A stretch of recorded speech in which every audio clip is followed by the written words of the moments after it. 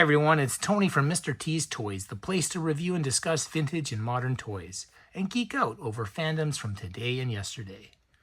And today I'm excited because I received this old robot from the 80s in the mail from an eBay purchase that I won a couple weeks ago. So this came all the way from the UK.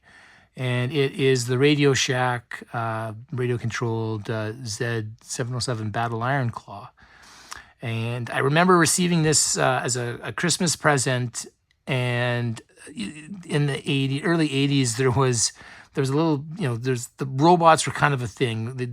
The Radio Shack started selling these robots, and it was quite the thing to, futuristic and every kid was wanting a robot. So I don't remember asking for this particular robot. I think I wanted one that looked more like a Star Wars droid, but alas, I remember I received this the one year, and you see on this one here, there's supposed to be a little plastic antenna that broke off. But it was a pretty cool toy back in the day. This would light up when it connected to the remote control, and when you turned it on, this would light up.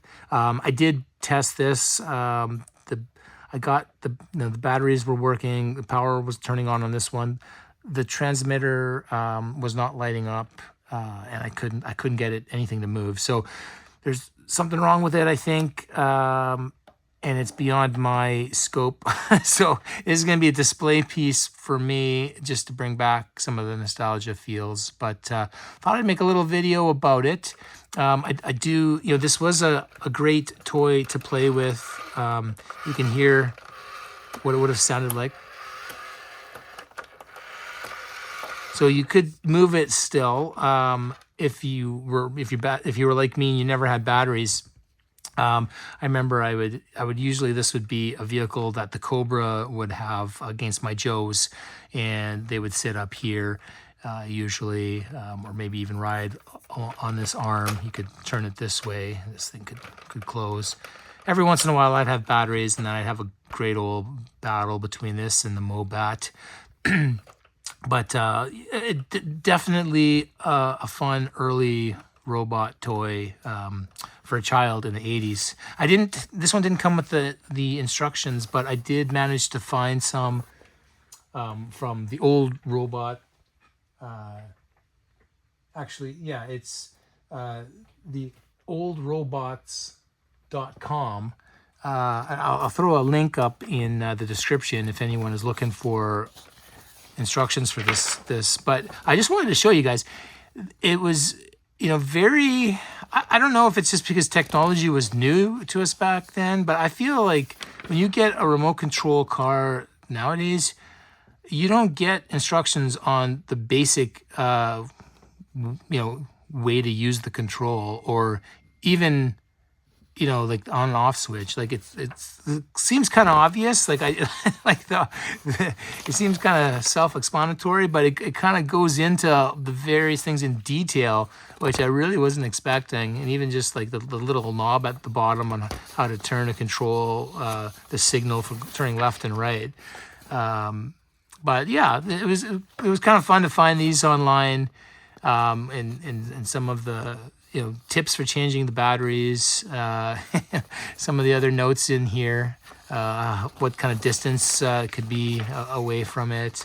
The interesting thing, that this also had an ability to use rechargeable batteries inside, and you could charge it from a wall unit there. So that's kind of interesting. Recyclable batteries were fairly rare back in the 80s and quite expensive. So, and then Radio Shack, limited warranty there.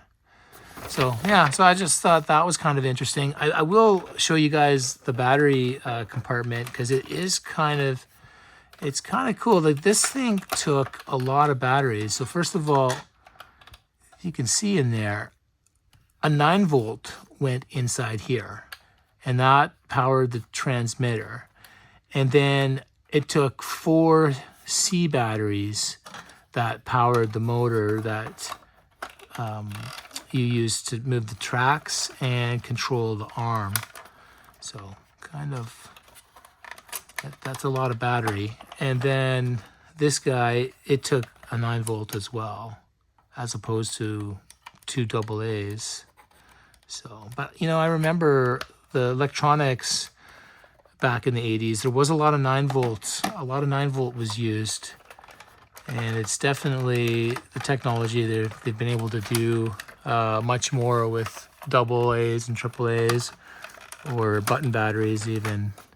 If you think, you know, compare this robot to a Hexbug brand, you know, something just so tiny that can operate and move on a control.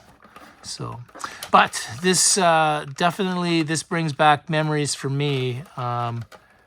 You know, using this thing to fight my Joes. Every once in a while, I'd put you know, Darth Vader up there, and he'd go after Luke, try to squeeze him.